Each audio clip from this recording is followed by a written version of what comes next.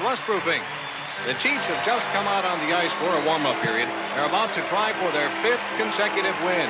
They're getting a good round of applause from their own booster club, who have traveled all the way from Charlestown to be here in Peterborough tonight.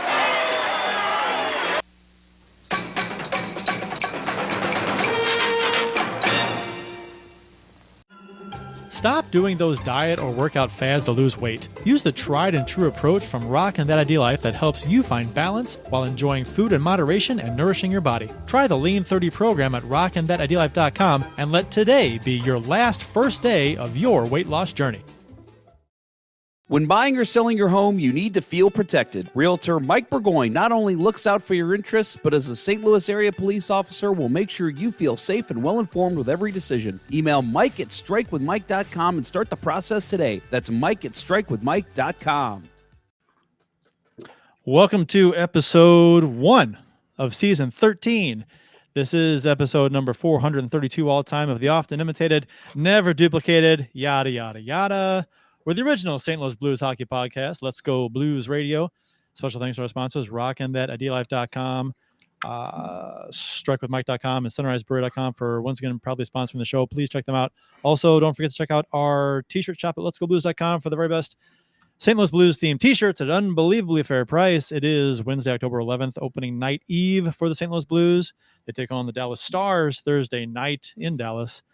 And we're streaming live right now on YouTube, Facebook, and Twitter. To interact with the show on social media, our handle on all the socials is at LGB Radio. I'm Kurt Price. My co-host for the big show tonight is Bill Day. Jeff Bonder has had a very trying 12th season with the litigation, the notoriety, his subsequent deportation to Canada, and that country's refusal to accept him. So he will not be joining us this evening. Additional allegations have arisen. Right.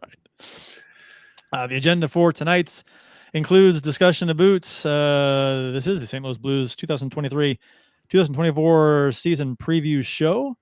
The roster has been set, and we'll discuss the makeup of this team going into the season and what we expect of them. Armstrong spoke to reporters this morning. We'll talk about that. We'll talk about what the national media is saying about the Blues and their prediction this season. That'll be fun.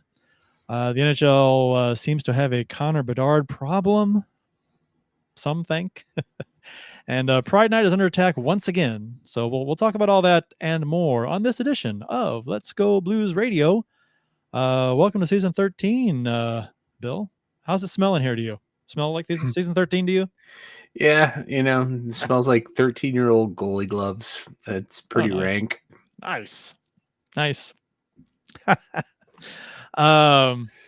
have. It's good to be start the season off and we got hockey going right now. We got Colorado up on LA. We got Chicago playing 2 games at 2 nights, and both are on TV because that's the way it's going to be this season with Chicago. So yeah, it's good to have hockey back. I didn't even catch the final. Did they win tonight again? They lost. I think it was 3-1, I think, or something like that. But Bedard scored though. But that's all that matters. It's the only storyline out of that game. A little wrap around. Yeah. And then the NHL game a reach around. No, I did catch the some of the highlights of the Toronto Montreal game, and I forget who was announcing it. Might have been Gary Galley, but multiple times referred to Juraj Slafkovsky. Yeah, I'm tripping over my last year's number 1 overall pick from Montreal. Slafkovsky said he gave he did a reach around twice in the breakdown of beautiful pass to Alex Newhook on the backhand, but yeah, made sure to say reach around twice on it. So Nice. We're off and running. We're off and running. And Let's Go Blues Radio is off and running. Who's the one that says that? The announcer that when the team scores first, and the Blues are off and running. Oh, shoot. I don't know. Forgot his name. Yeah. It's a playoff guy. Yeah, so official beers of episode number 432. You can follow each of us on the Untapped app. My handle is CPrice12. Jeff's is J Ponder 94, and Bill's is Billy Blue Note 33. Do you have a beer this evening, Bill? I do. Do you? I do. All right. Let me get mine. Let me reach behind me. Let me reach around behind me while you take care of your reach around, and I'll talk about my beer. All right, sounds good. All right. So this is Let's Go Blues Radio. So I had to go with the theme night. KBS Blueberry from Founders. This year's KBS variant from my favorite Michigan brewery. Blueberry flavored Kentucky breakfast stout. Still thinking this one over.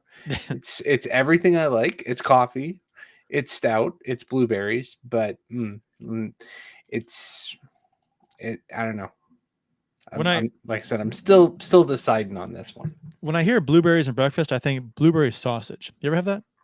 Mm-hmm. Oh, Yeah. Delicious. Whoever thought to put blueberries and sausage together is genius.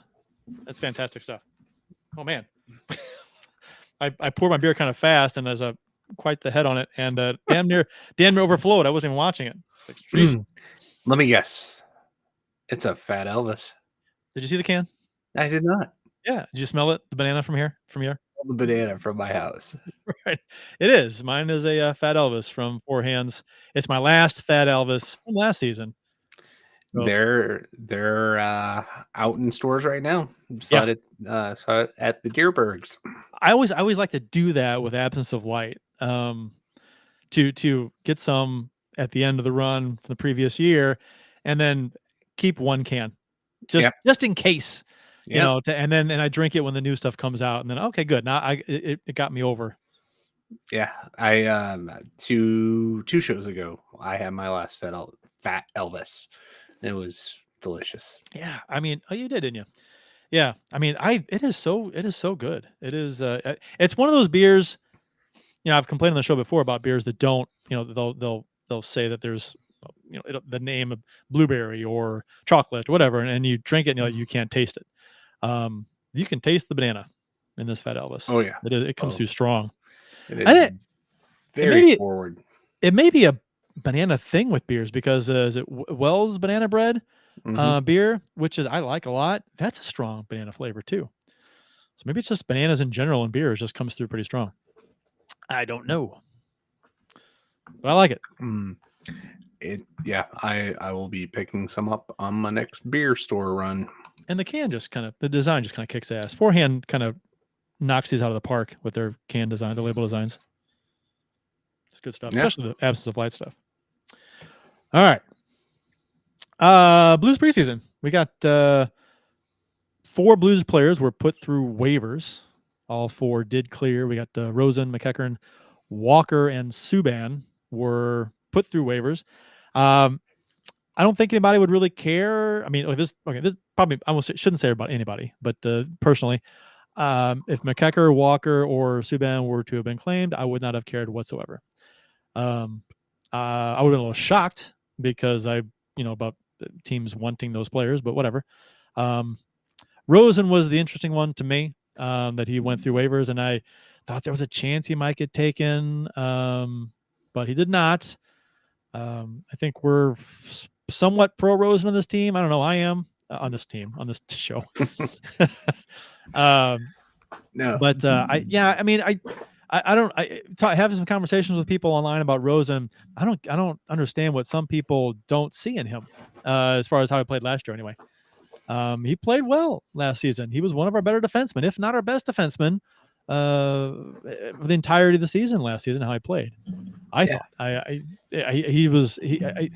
and people will say, well, the defense was really bad overall. So saying he's the best one doesn't say too much, but he was still the best one.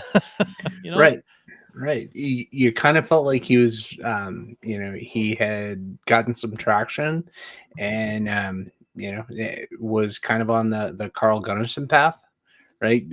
Guy that we picked up from Toronto for very little, and brought him in to see what he could do, and he showed us something, and then he stuck. But yeah, not the case for Rosen. I think. And it's not going to be, one injury he gets called up, right? We have 75 defensemen up here already. Yeah. So, So, because you've got, Prunovich, who's going to play. You think he'd be slotted in maybe game number 2 or 3, at least, depending on how the things go. They probably want to get him some playing time, but he's not dressed, right? He's not going to start tomorrow, I don't think. So yeah, Armstrong wasn't committal on that point, right? Nobody expects him to. in but, practice, he hasn't. Yeah, He's been on that extra pairing. So him, Bertuzzo. yeah. Which I don't know. I almost rather them, like when I read that. I think it was Korak or JR. One of the two said that it's looking like a Scandella Tucker third pairing for starting the season. I was like, oh, that's bad. I don't like. I'm all for giving Tucker's some time to see what he can do. I don't quite get Tucker over Rosen at this point, but whatever. It's size Okay, right. I understand that. I understand that the defense is small. They're not physical generally, and except for Bertuzzo, who doesn't play every day anyway. So it's like they want to get some size in there. I get it, but you're sacrificing talent for size.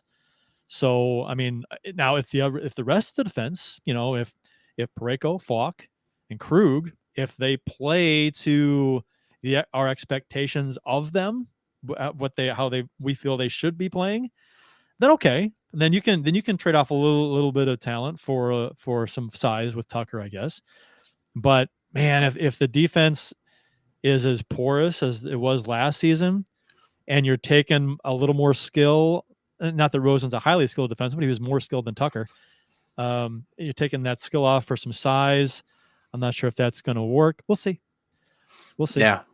I mean, I guess at the end of the day, with you also are bringing in a younger guy, right? Guy that you want to season. This isn't a year where we're expected to do a whole hell of a lot, right? Maybe push for a wild card spot, whatever. So you want to give a guy like that some experience so that in a year or two when we're in a better position to challenge, you're not just bringing him up at that point. But when you had a guy like Rosen who was able to, he was a very good transitional defenseman last year, something that we lacked, especially with Krug being out injured and otherwise underperforming. He brought an element that this team just lacked last year, and really thought that he would get a shot. But I guess they're going to put expect that Perunovich can ultimately replace him on this roster. I hope so. I mean, Perunovich was such a high draft pick, and we've had such high hopes for him. Hey, as far as we know, we haven't heard any updates today. It didn't come out in the presser, but he made it through training camp uninjured, so there's something. Right. And look, I'm all for. I'm a big fan of Perunovich's potential on this team. Brube and Armstrong came out and said that he's not where they want him to be defensively, so he's got to work on that. That's why he might not be in the starting 6 tomorrow, rumored to be, whatever. So that's apparently going to be some kind of slow thing where they work him in as he works on his defensive side of his game. But yeah, so I don't know. We'll see how it goes. I think Matt Harris says in the YouTube chat that you guys don't look a day over season 9. Well, thank you, Matt. Appreciate it. I don't feel a day over season 9. I moisturize though, so. So Brube's comments on Rosen being exposed to waivers. He says, I don't think it's one thing or another. I think Perunovich showed us this year that he's taken another step. He's got some pretty good ability offensively. We felt that he did enough in camp. Decisions have to be made. So I get it. But and it's funny because it's like you said, it's like Perunovich over Rosen, but I'm not necessarily thinking that. I'm thinking I see Scandella in the lineup, and I'm thinking, damn it, Rosen should be there instead of Scandella. Or, you know what I mean? There could be. I'd rather see Rosen and Tucker in lineup over Scandella. One, he can't stay healthy, and two, I have no confidence in his game. He's got to do a lot right for a long stretch of time before I think before I have confidence in him on the ice again, because he was in so.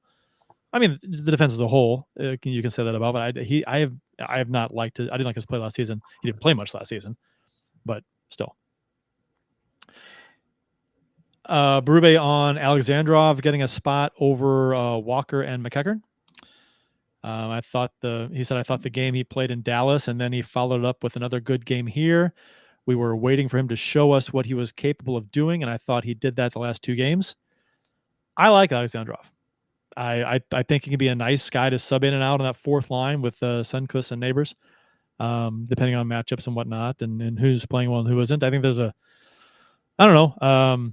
Toropchenko's there too. Like Toropchenko. So I don't know. I like the 4th line. I think the 4th line can be good, assuming Toropchenko again stays healthy, throws his weight around. He's a big kid, around the net, a little bull in a china shop kind of thing going on there. So I'm looking forward to him and Alexandrov on that 4th line too. Yeah, it probably says a lot about where we are with this team when a lot of the focus is on how we're kind of excited about the 4th line and having an identity 4th line, right? That and people go back to 2019.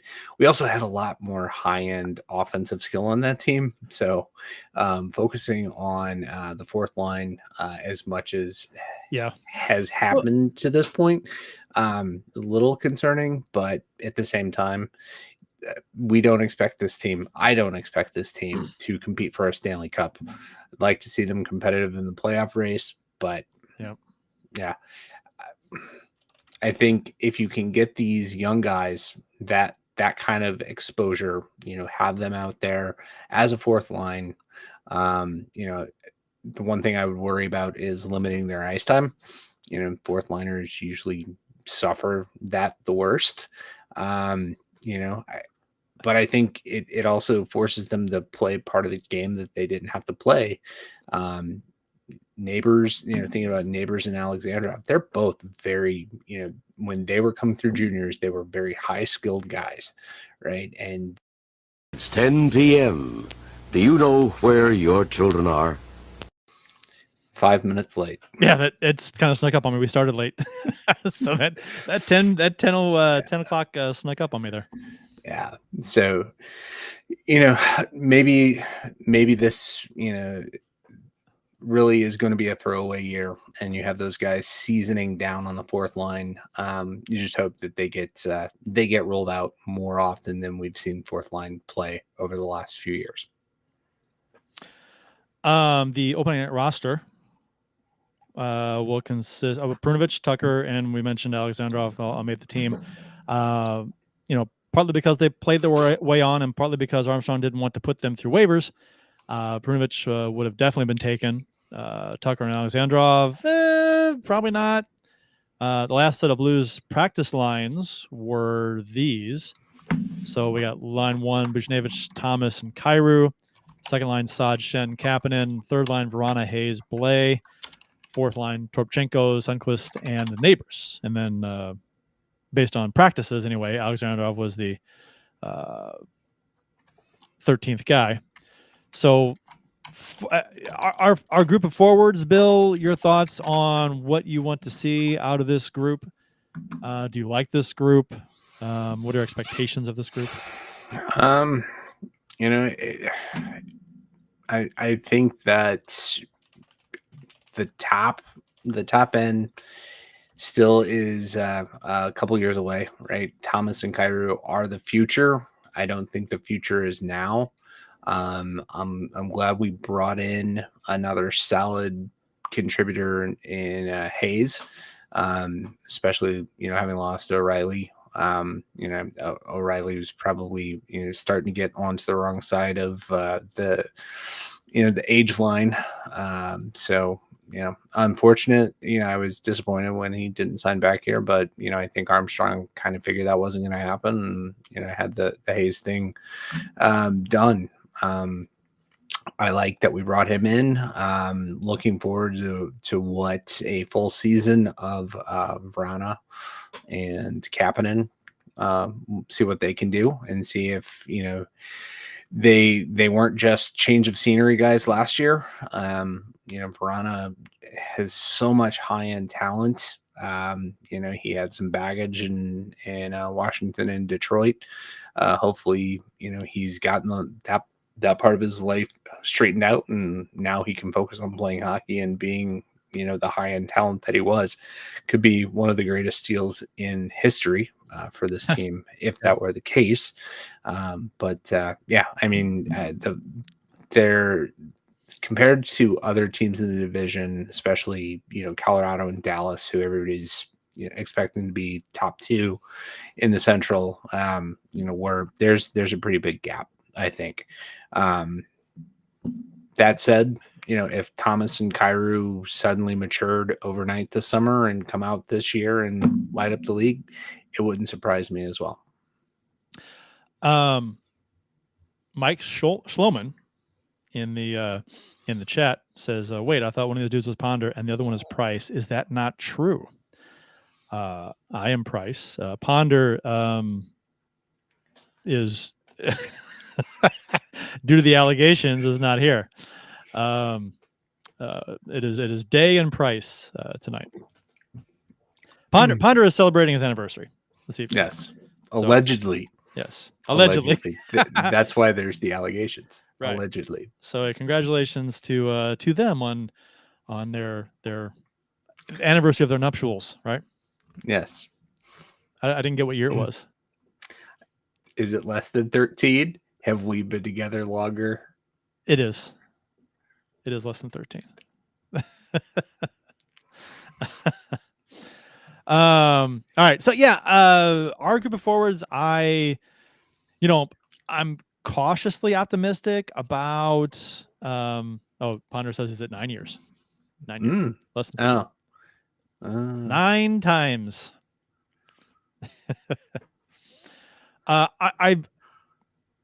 Kapanen and Vrana, I am cautiously optimistic about.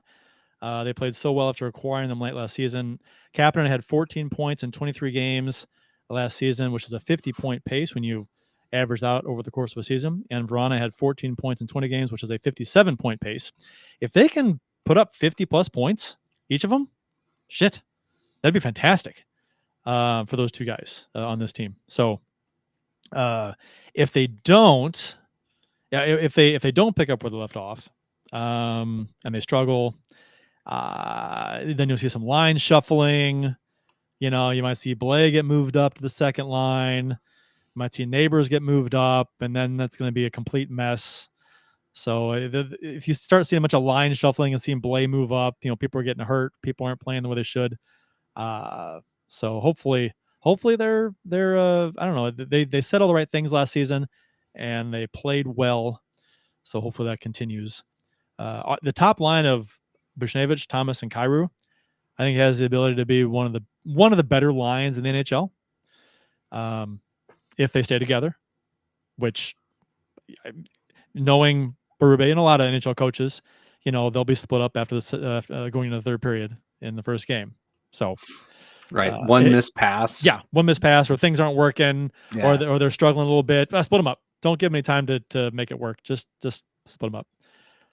But they did have a good preseason, and they played a lot together in preseason.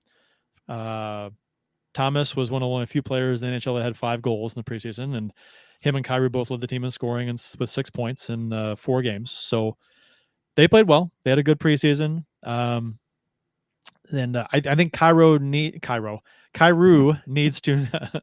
needs to show noticeable improvement in his own zone and neutral zone play. I think that's everyone knows this.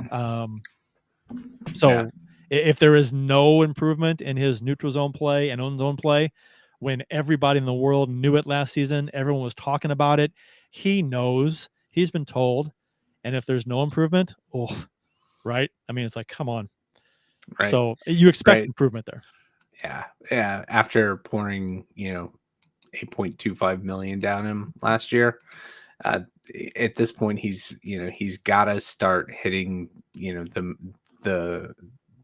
the point in his career where he's, the maturity is starting to set in, and he's showing, things on both sides of the puck.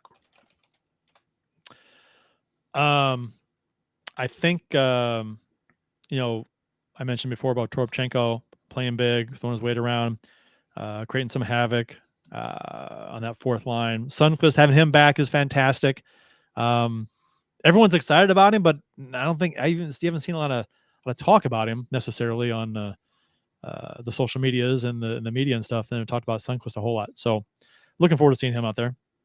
Like Verana, Hayes, and Blay can be a real nice third line if they click as a group. And Blay was fantastic offensively last season. So after acquiring him, so there's a lot that you can like about the forwards, so we'll see how it goes. I think they may need to keep that top line together just to have that dynamic line, because the rest of them can be good, but they're nowhere near that top line. So you gotta, if you want to run and gun with the big boys in some of these games, you need a line like Bushnevich, Thomas, and Kyrou. So we'll see how long they stay together and how well they play. Hopefully it's a Hull Oates, and who the fuck was with Hull Oates?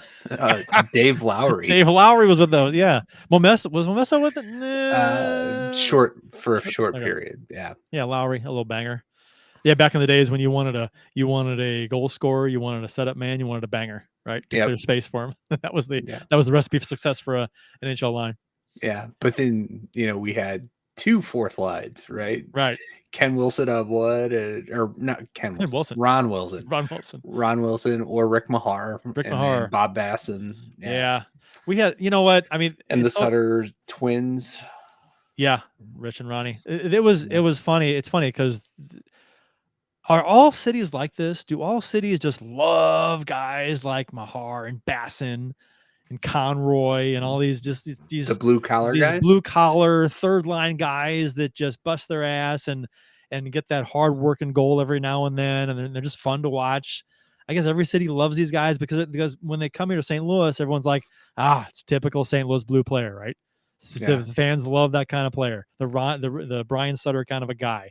Well, Brian Sutter was an exception. He was also skilled offensively, but I don't know. I guess every city is somewhat like that. They like those kinds of guys. It's just I don't know.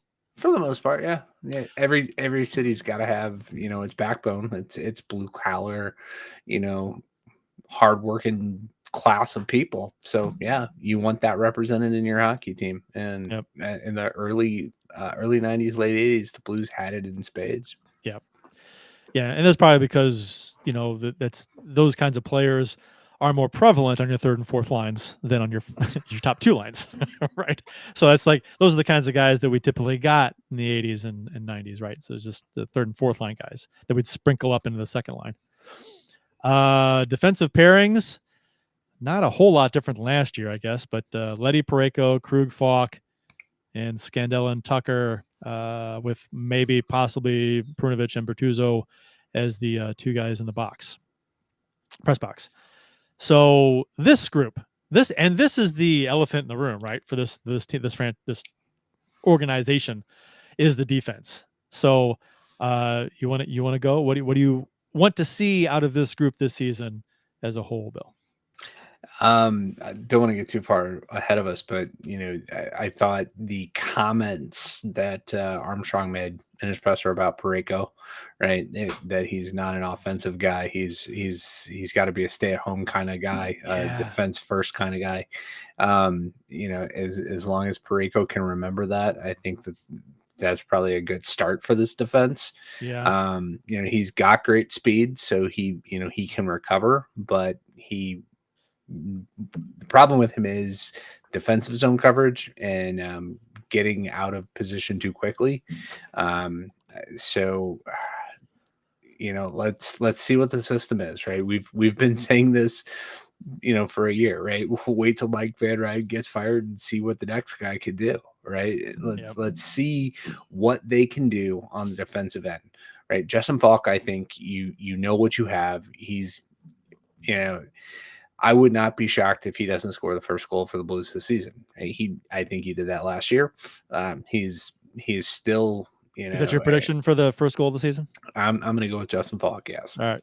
Cool. So I'm going to go Sundqvist. Really? Oh yeah. All right. He scored a couple in the preseason. Yeah, I'm going to go Sundqvist. Yeah, it's it'll be interesting to see tomorrow night. But yeah, I'm I don't know.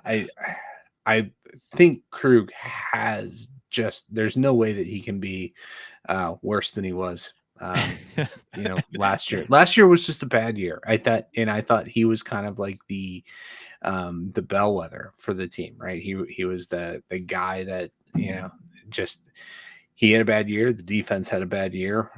Not saying that it was entirely his fault, but when the Blues played well, he seemed to not have bad games. Matt Harris says he's of the opinion that every city does love that kind of player, blue collar, hard worker, like Tucson Roadrunners legend Zach Sanford. Congratulations on your season tickets to that. Yeah, right. I mean, at least you're close to the ice.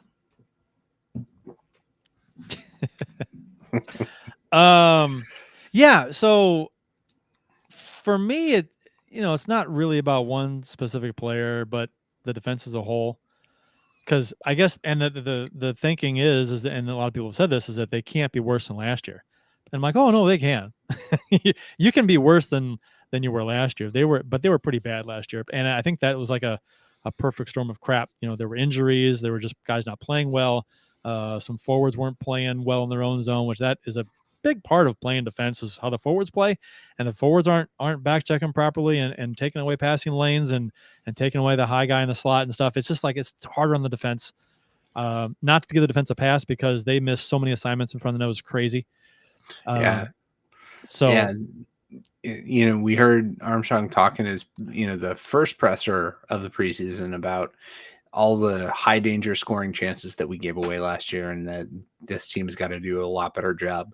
Right. And that's what I'm going to be looking for tomorrow night. Right. You're going up against a very elite offense with Dallas. If you can, keep Robertson to the outside, don't let Jimmy Benn get too far into the kitchen. It's there. Wyatt Johnson, keep him on the perimeter. You're going to have a much better chance than giving up all those, grade A, between the hash marks chances like we did last year. So that's got to be, the first thing I'll be looking for is how well are we defending below the hash marks in our own zone. And part of that is playing physical. I don't want to sound like an old school guy, but I mean, you can't, based on how things happened last year, they weren't physical. They weren't clearing the crease. They weren't clearing the shooting lanes. They weren't tying up sticks. They weren't doing the little things physically in front of the net to mess things up for the other team, to put that scientifically. And I know the D is not built for this, but they have to play more physical. And okay, if Tucker's going to play, fine, but he better be physical. And he better, I mean, that's his game. If he's in there to be physical, he better be physical, because if he's not physical, then fucking get him out of there and get Rosen in there, because I don't want to see a Tucker that's not physical. What does he bring otherwise? Not much, I don't think. So staying healthy is part of it. Scandella, Krug, and Parayko was, I mean, we speculated last season that he may have been dealing with some kind of injury long-term, like Bouwmeester had. It just took him a while to kind of recover, because Bouwmeester was playing like ass, kind of like Parayko is. So I'm like, maybe this is going to the well again with this. Maybe he's playing hurt kind of a thing. Maybe. But I think, Parayko has a lot to prove this season. And going back to what you said about what Armstrong said about him not being an offensive forward, he used to be. You know what I mean? It wasn't so much that he was putting up a ton of goals and a ton of points. He got his share back when he first came up. But the way he moved up the ice, he would go end to end. And was dynamic, and he would create a scoring chance down. I mean, he doesn't do that anymore. He doesn't take the puck in his own end, blow by people in the neutral zone, and go wide, in the offensive zone, and create a chance. He used to do that a lot, and he doesn't do that anymore. So I think to say that he's not an offensive guy, he might not put up the points, but I'd love to see him carry the puck more like he used to. Right. And that was Armstrong's point, I think, is he specifically said he's got to be a Jay Bouwmeester type of player, right? Skate himself out of danger. And Sure. that is you're absolutely right. That wasn't part of his game last year. And I don't think he has to be the dynamic, guy in the offensive zone, but be able to get out of your own zone without, a bonehead turnover pass, chip it off the boards and go get it, push the play up the ice.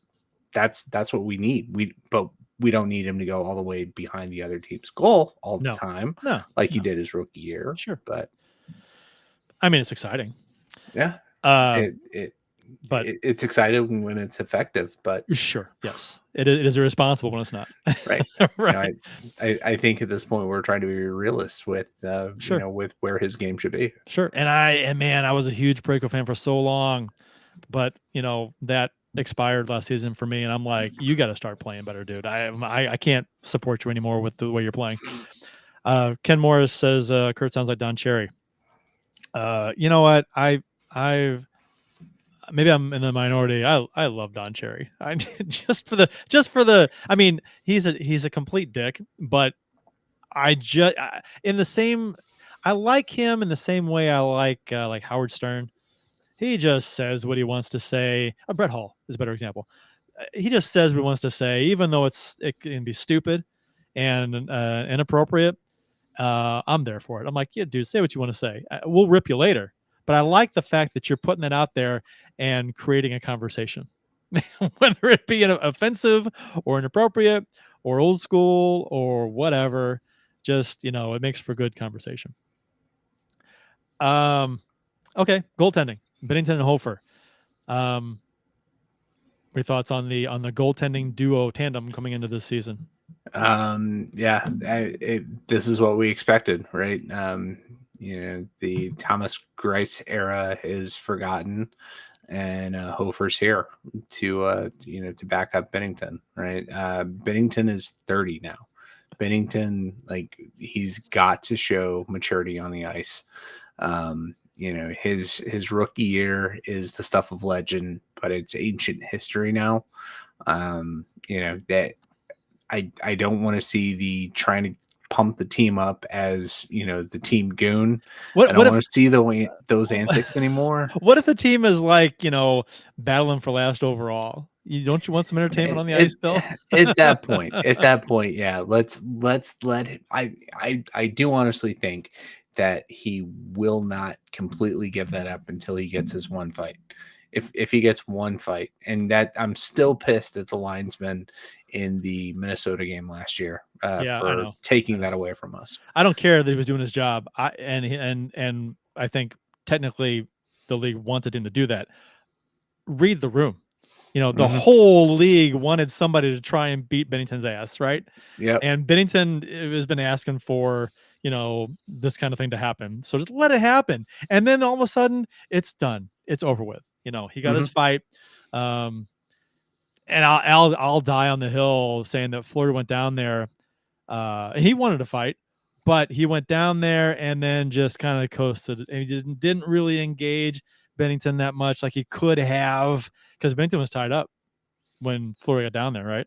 So if he goes to the Binnington and grabs him, right, through the referee, then you never know. But he didn't do that. He kind of just fade away.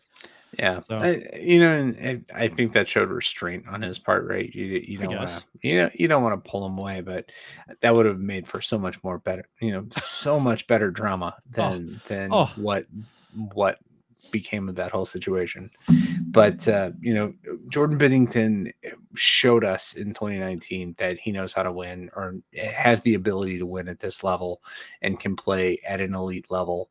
And it's here we are, 4 years later, and he's been decent, but he hasn't been elite.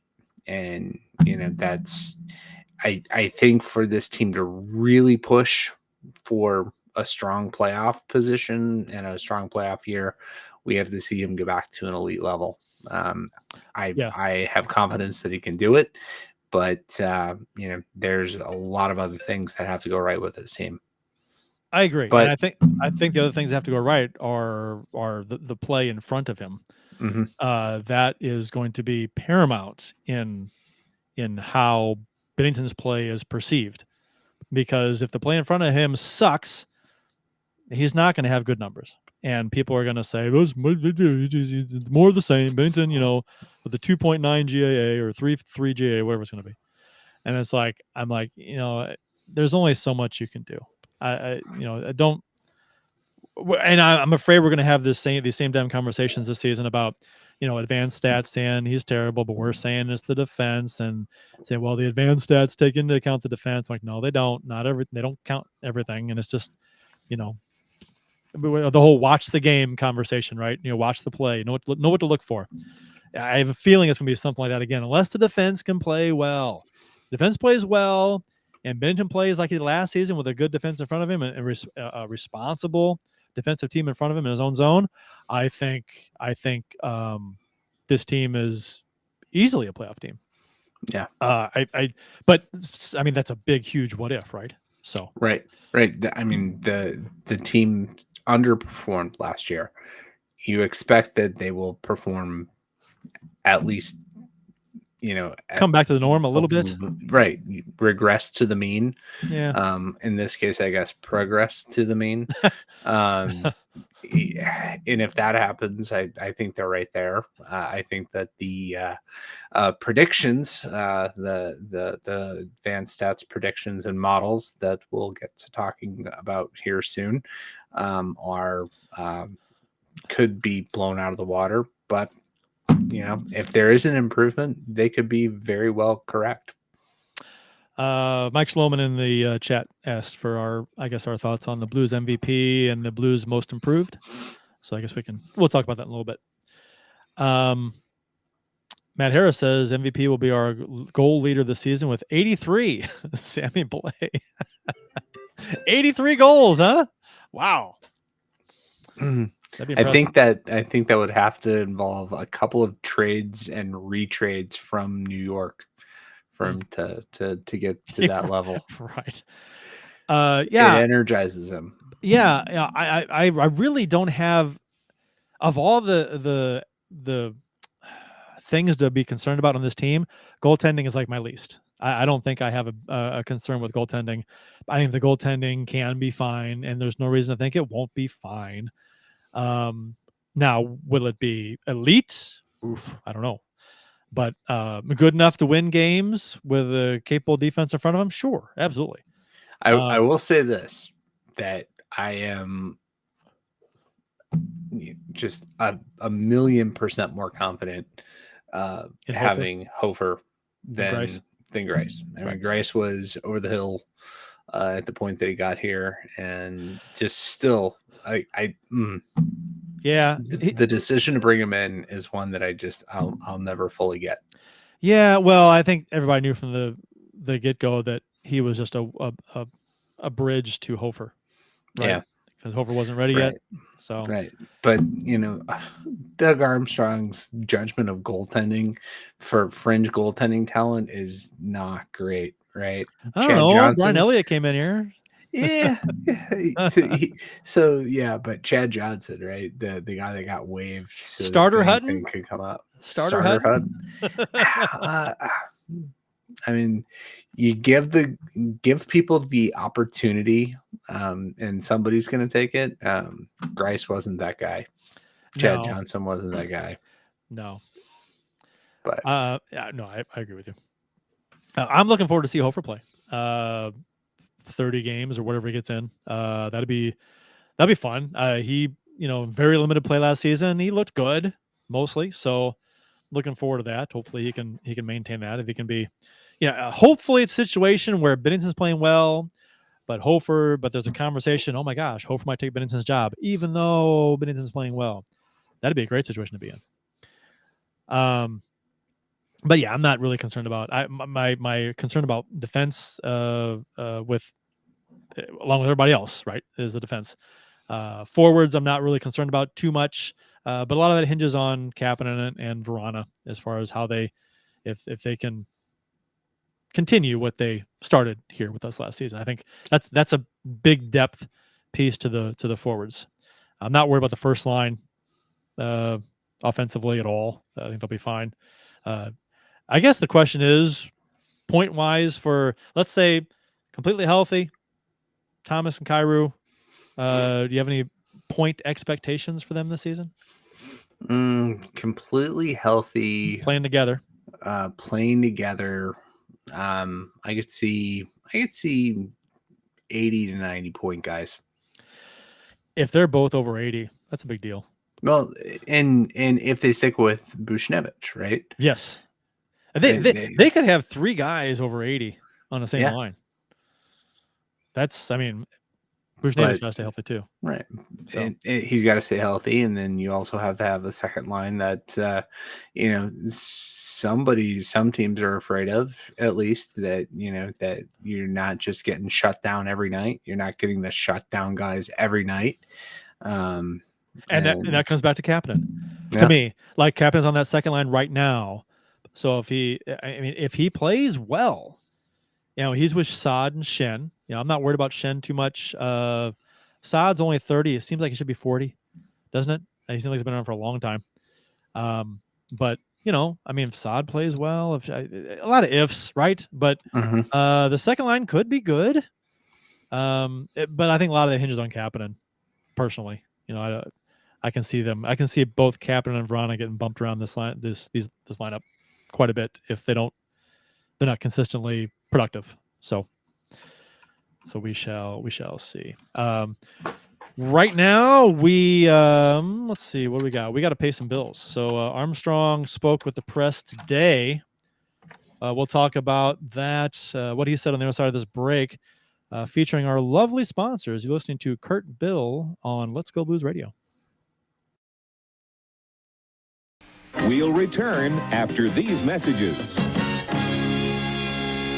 Every beer league hockey night, I grab my hockey bag and sticks and throw them in the trunk of my car. And the very next thing I do, I mix up a boost of energy courtesy of RockinThatIDLife.com. It's formulated to break up its delivery in 3 ways, which helps me get through all 3 periods of hockey. Phase 1 provides a rapid onset of energy, concentration, alertness, and motivation. By period 2, I'm receiving a dose of sustained energy, increased focus, metabolism, cognitive function, performance, and feelings of well-being, which I need with the way I play. In Phase 3, I'm getting fatigue protection without jitters and crash, an elevated mood, and a reduction of fluid retention to help me make the big play when it counts. This same triphasic approach helps me when I drink it during work hours or simply just for a pick-me-up when I need it. Try one of the 4 energy flavors by visiting RockinThatIDLife.com, but make sure to email Dustin at RockinThatIDLife@gmail.com and tell him Let's Go Blues Radio sent you to receive an additional 10% off your order. That's RockinThatIDLife.com.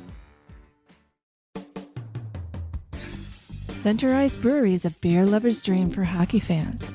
Based in St. Louis, Missouri, owner Steve Albers has been brewing hockey-themed favorites for thirsty sports fans since 2017.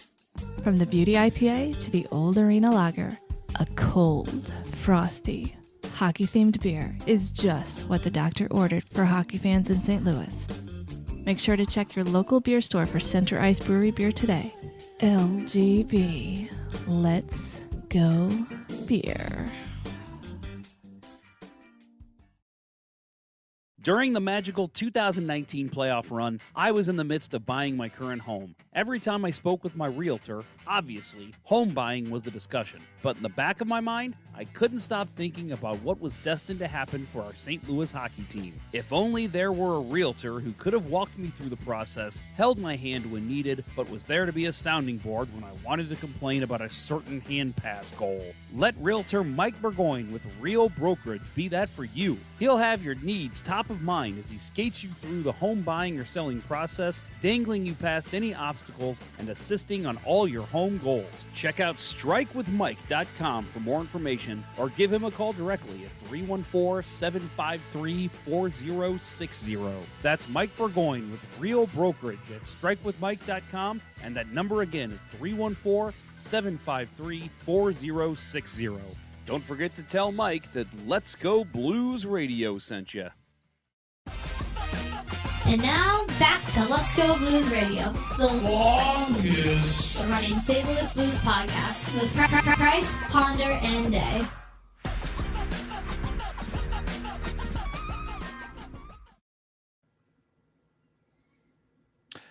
I thought Div by Zero in the chat said something that was a good point. He says, I just hope Ron and Kapanen play well enough that they can be traded for assets at the deadline. To me, that would be a big victory. Even if the team fails, it would accelerate a retool. Yeah, they're both on 1-year contracts, right? So if the team is not in a playoff spot come the deadline and they're playing well and they could bring a pick each or something, yeah, those are 2 resources that could be moved. So yeah, if they do play well, that's another reason for them to play well. If the team doesn't do well as a whole, they can be moved. 2 resources that cost you nothing to acquire. Yeah. Right. That would be absolutely huge. And then let's see. Did by Zero also said, honestly, wouldn't want to, though. I'd like what they'd bring. Oh, Matt Harris says, sorry. Matt Harris said he hadn't considered that either, but he said, honestly, I wouldn't want to, though. I like what they bring. If we did, I'd need either a first or a top line D in exchange. Don't think you're going to get that unless they're, like 30 goal guys or something. But I would say, I would say if you're ecstatic with a second round pick, ecstatic second, third round pick, right? So for those guys. Yeah. And, it'll all come down to, what kind of, how the season plays out for other teams.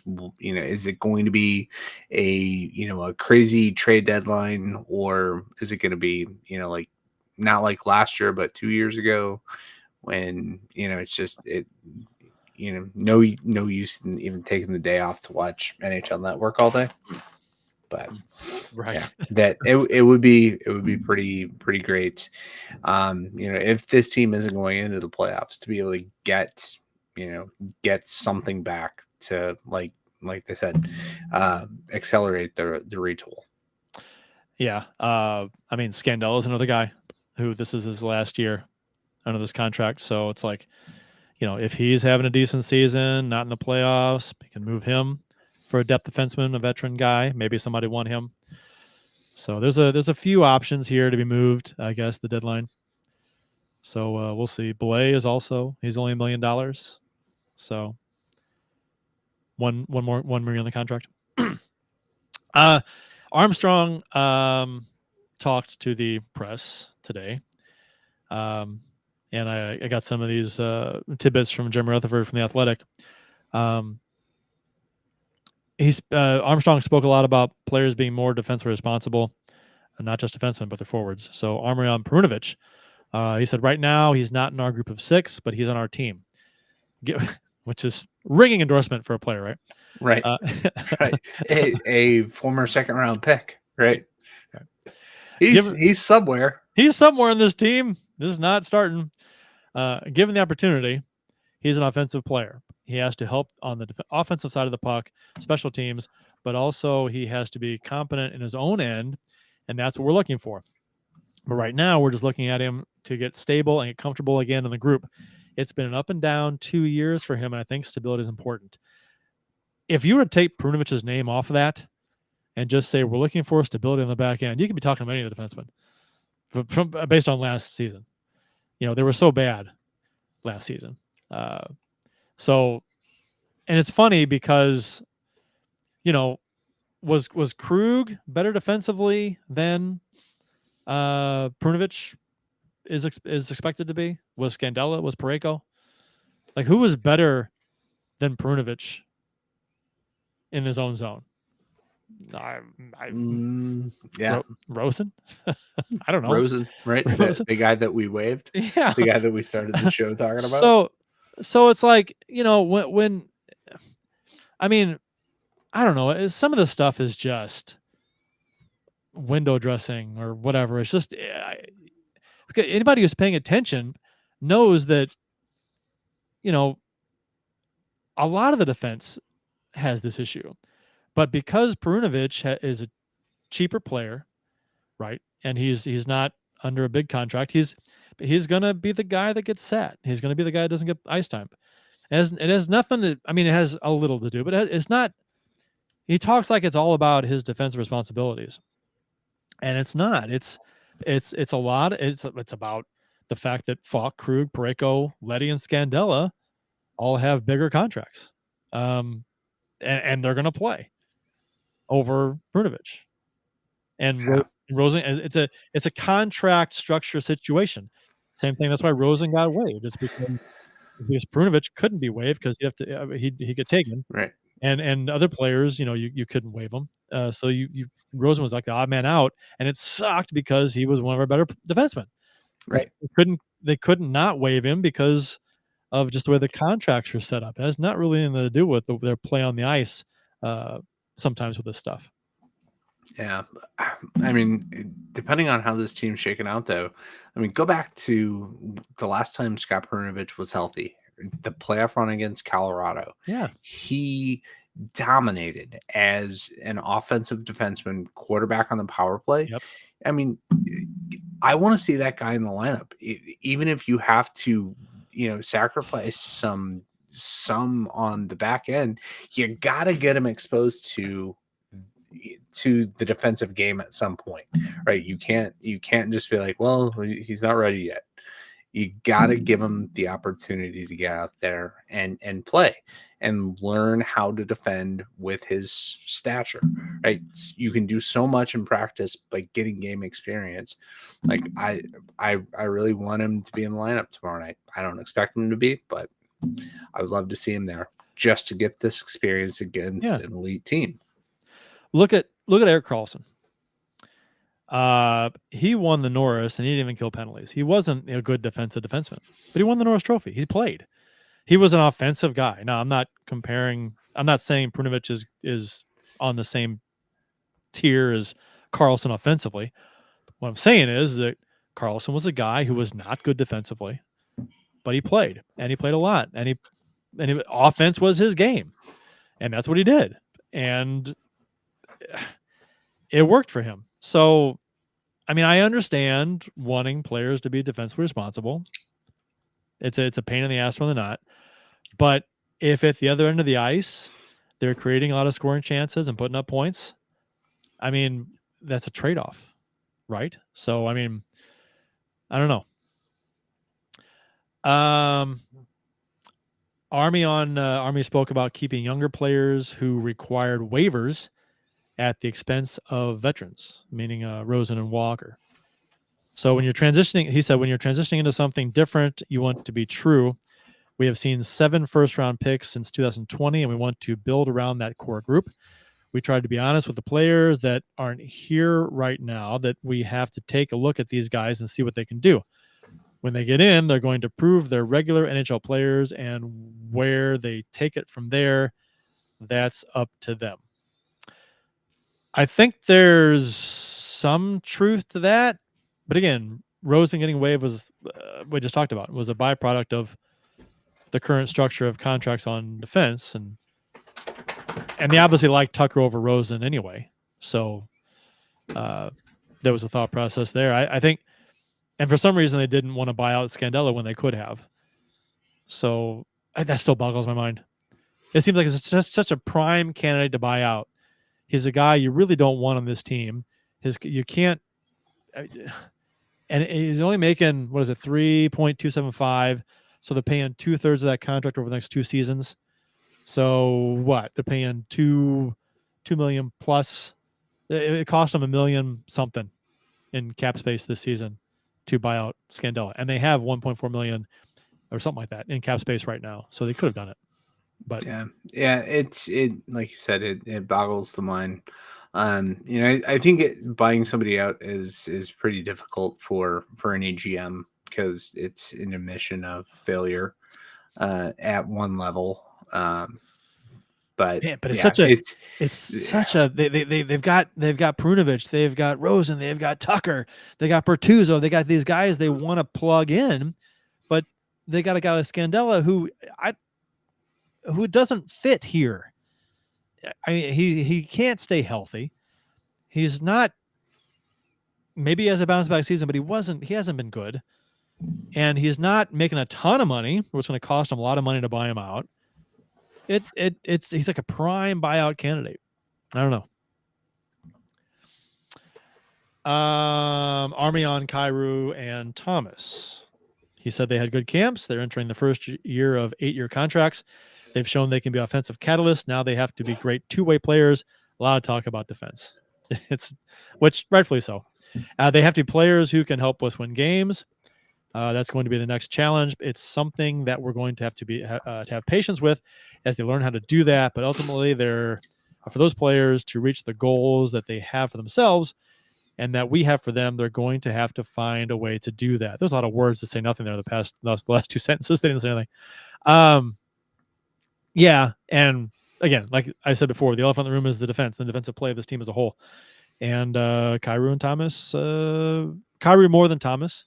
But Kyrou, that was a big thing for him. We talked about it earlier. It was just, that's a thing with him. He needs to be better in the neutral zone and own zone. So that'd be nice. Army on Parayko. He said, I think Colton being an offensive catalyst, which you brought up before, Bill, about him. That's not his name. Right. So we talked about this a little bit.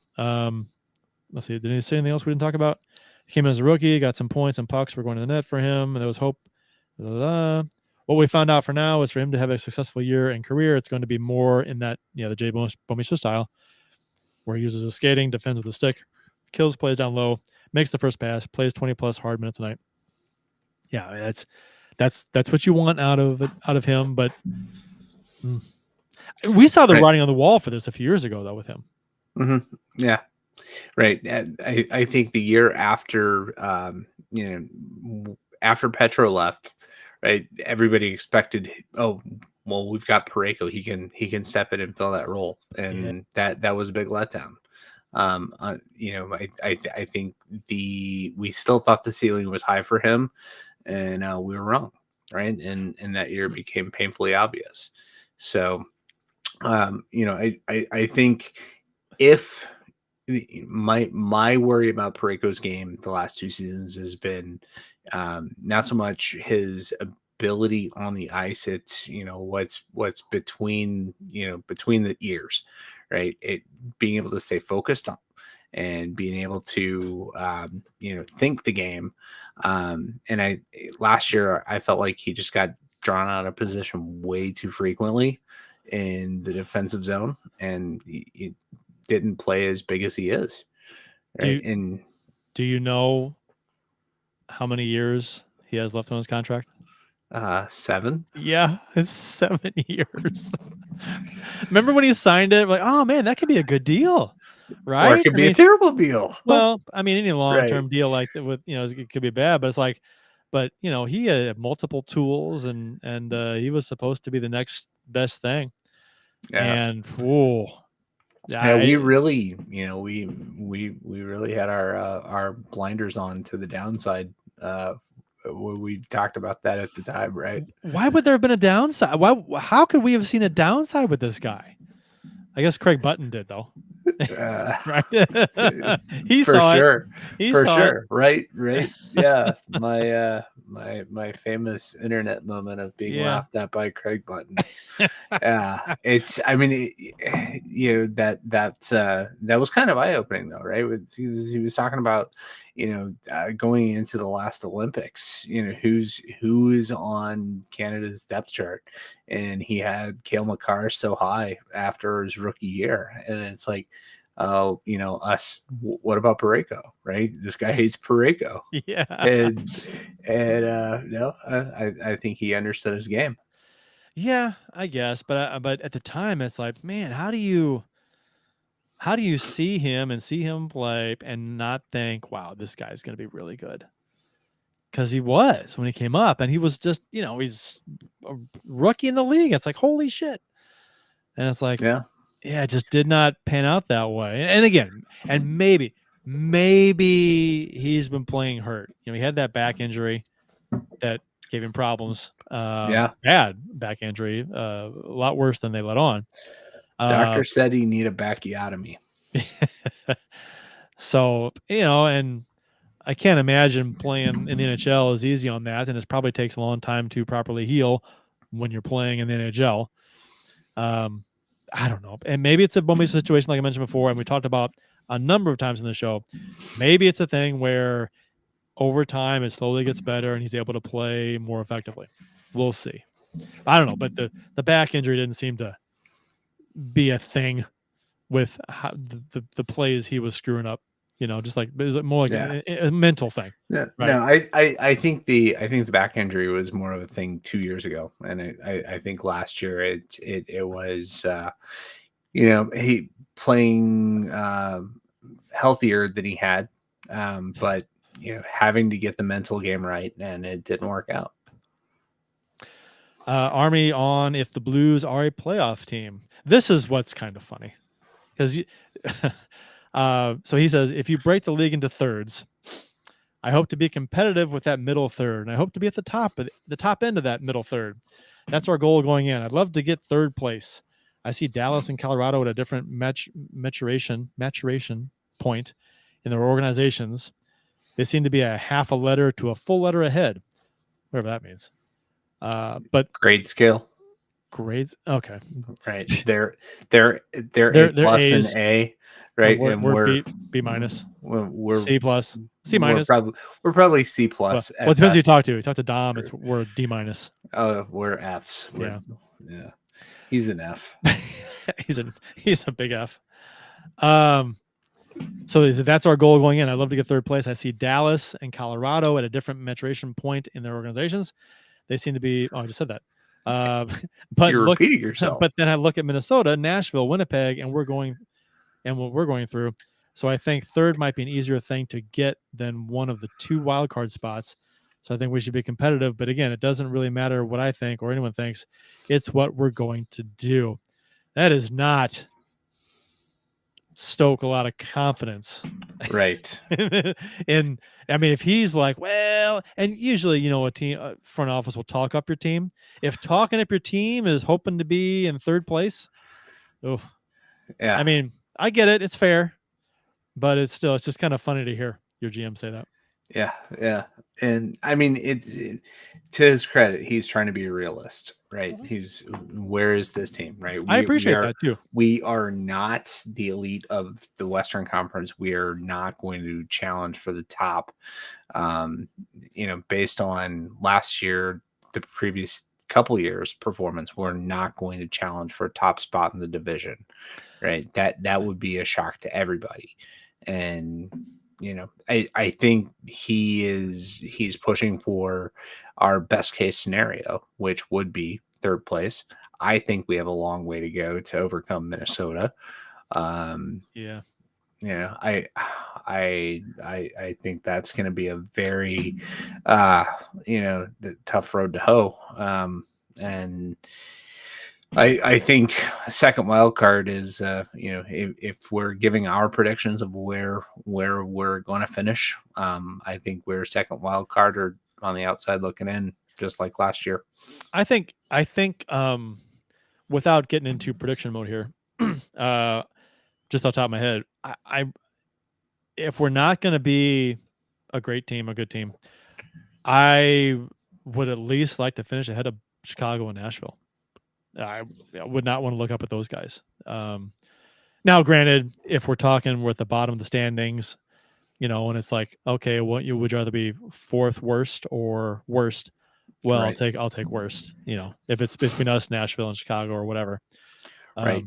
But when you're going to be bad, you want to be bad. You don't want to be mediocre bad. Right. You don't want to be just missing out on the playoffs. Right. I guess so. Right. Year after year. Right. So if the Blues do struggle to put up points and the team is underperforming compared to expectations, will Bruby's job be in jeopardy? How long does the team go with him as coach? Do you see him being axed at some point if the team is not any better than last season? Yeah, I totally think so. At this point, I think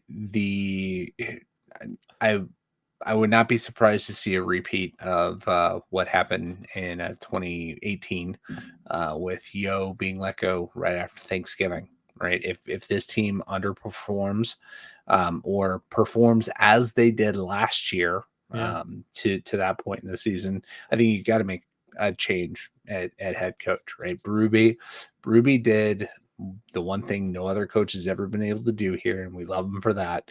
But if he can't get this team playing competitive hockey by Thanksgiving, I think you got to bring in somebody else, whether you just promote Steve Ott or, just scuttle the season and go a different direction. You got to do it.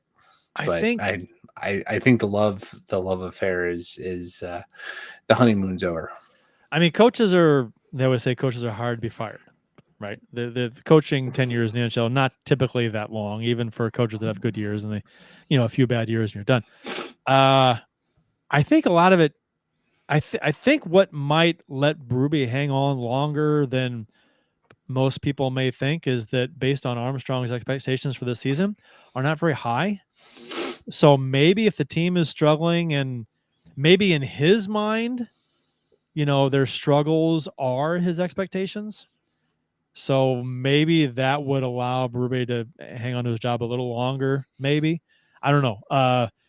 Now, granted, obviously, if Armstrong thinks that this team should be way better than it's playing on the ice, then yeah, I agree. But I guess it depends on what Armstrong's expectations are for this team. And he said middle third, the top end of the middle third in the division, hopefully. So I guess we'd have to see, if where we are at Thanksgiving in the standings, and if that's about where he thought we should be, or if it's lower, or whatever. I think Armstrong's lower expectations may factor in quite a bit, and that's a decent point. Not saying that I think he's gonna. I don't think he's gonna get fired. Obviously there's different levels of sucking for this team. So, right. But if they're bad, they're bad, and he's gonna be gone. But so it just depends on how bad, right?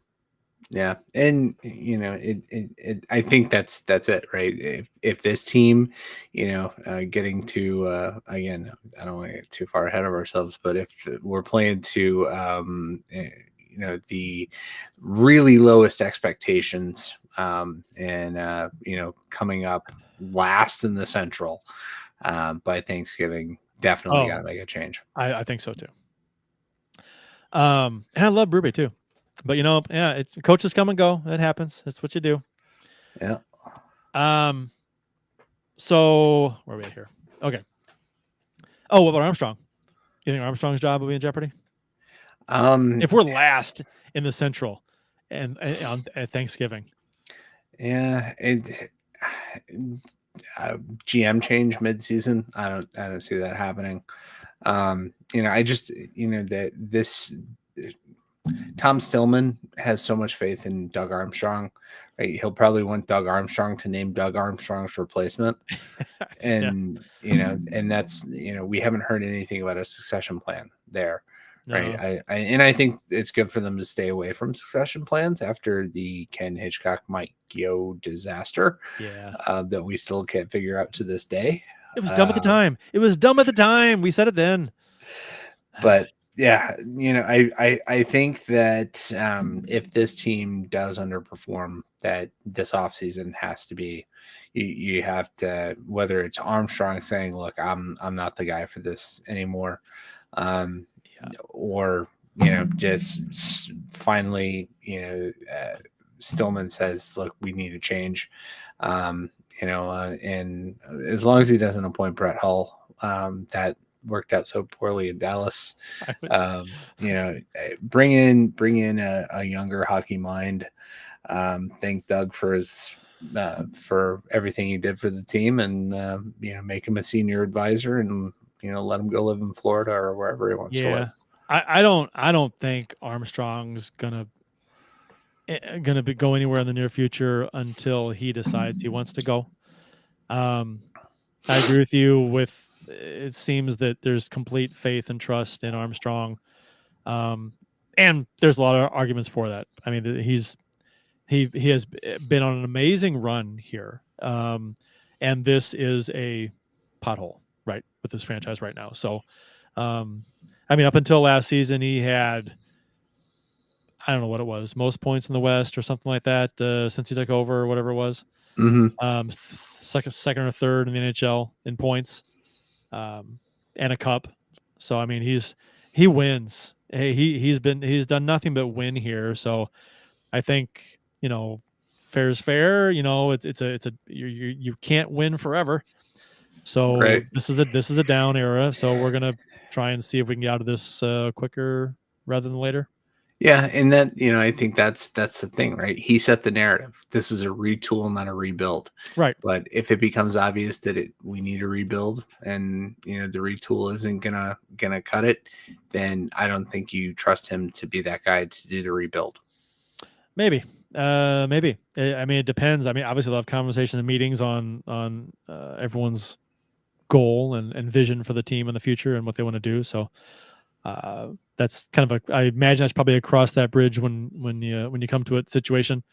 But yeah, and I can maybe also see him not wanting to stick around for a 5-year rebuild either. Right. So, and that's the thing with this team in this city.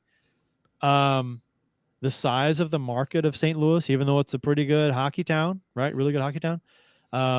Fans love their hockey here. When's the last time we did a complete rebuild? It was almost 20 years ago. No, it was the Eric Johnson. It was the Pronger trade, right? Yeah. The Pronger trade tanked for the #1 overall pick and get it wrong. Yeah. Right. Yeah. So it doesn't happen.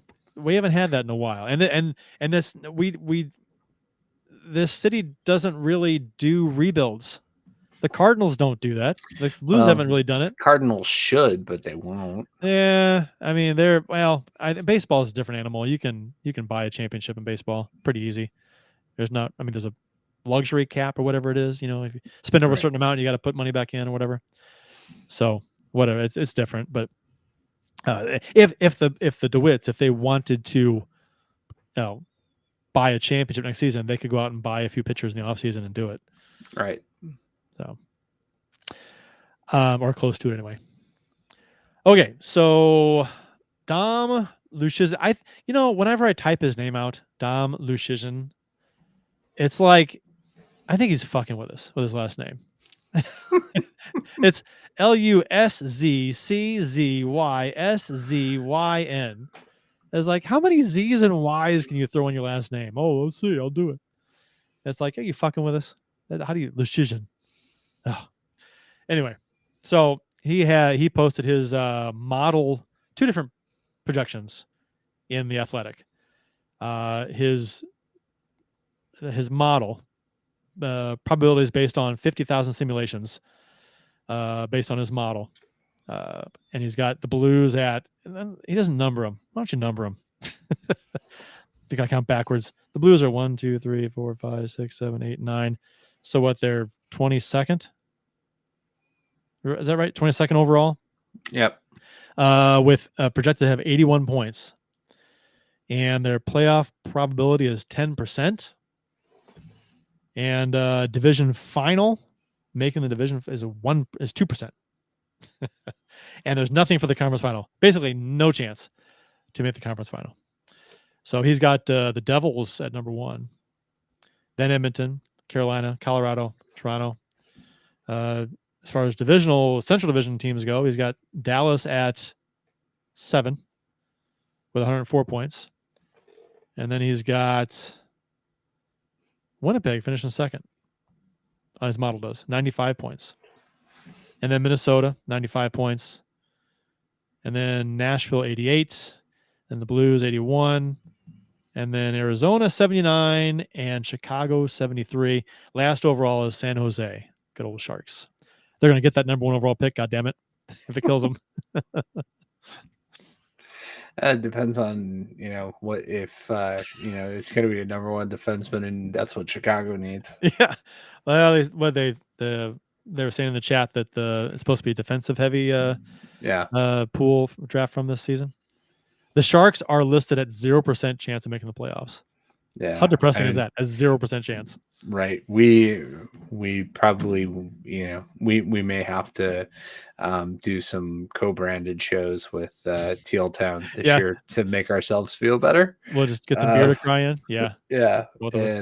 And do some pity parties with them if the season doesn't go so well for us. But Man. yeah, I mean, they lost everybody though, right? They traded Timo Meyer. That basically at this point they've got Thomas Hurdle and the corpse of Marc-Edouard Vlasic on defense, and that's Logan Couture, right? But yeah, a couple years from now, if Mike Greer, gets his fingerprints on this team and molds them the way they believe he can, they'll be good. But it's going to be a down couple of years. So yeah. Let's see. Oh, Vanessa Graff posted in the chat. Do you guys think we will see a trade before Thanksgiving? No. That's pretty early. I don't think so. How many trades you see made before Thanksgiving? Yeah, I mean, right. You're more likely to see waiver wire stuff. Yeah. Going to that point. It's. I would be shocked if there's any significant trade, right. Anything more than a fourth liner in any NHL team getting moved before Thanksgiving. And Div by Zero says, maybe a minor one, but this team has what, 300,000 in cap space? Yeah, cap friendly has them at just under 300,000. There's 282, but I had read somewhere that they had 1.4 actually. So I'm not sure where that came from. So according to Cap Friendly, it's 282,000 cap space, or 281, I guess. Projected cap space. So we'll see. Lucian also posted in The Athletic his unhinged predictions. These are his own. So I guess he doesn't like his own model, I guess. I don't know. Because he's got vastly different projections here. His model has New Jersey as the top team at 107 points, but he's got Carolina at 117 and the Rangers at 113. And then Colorado at 109. Dallas. LA at 111.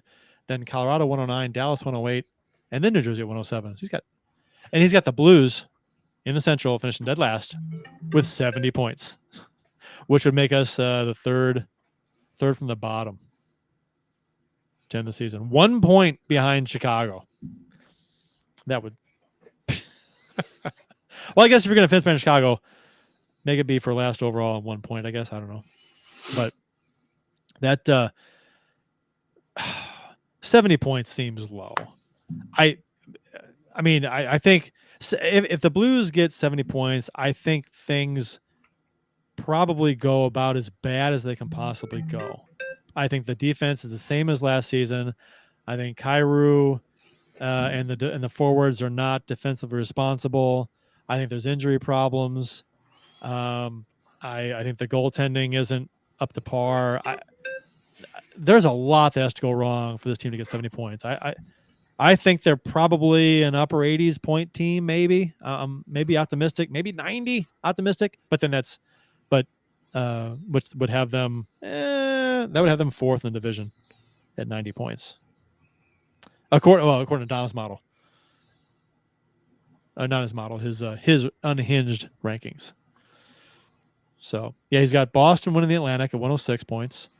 Carolina 117 winning the Metro, Kings in the Pacific at 111, and the Avalanche at 109. So in the Central, he's got Colorado, Dallas, Minnesota, Winnipeg, Arizona, Nashville, Chicago, St. Louis.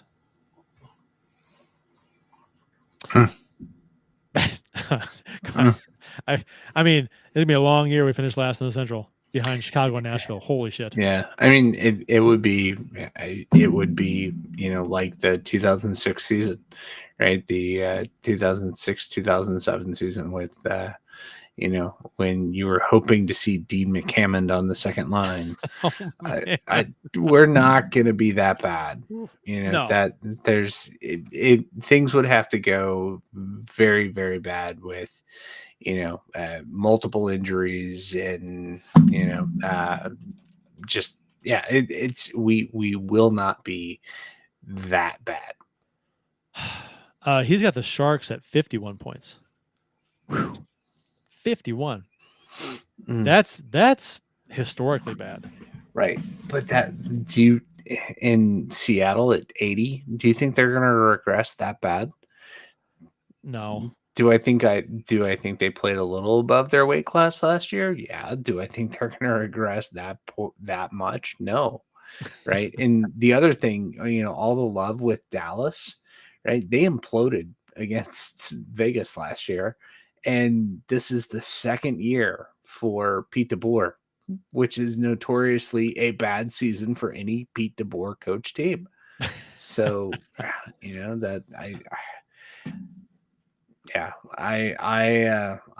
think that they're that it's funny, right? That the rankings are funny, right? So, do you know what the record is for the lowest point total of a team? I want to say it was in the 40s, and it was the Senators. Well, nope, it was in the 70s, and it was the Capitals. Oh yeah. It was 74, right? 74, 75. Yep. 21 points. Oh my God. 8 wins, 67 losses, and 5 ties.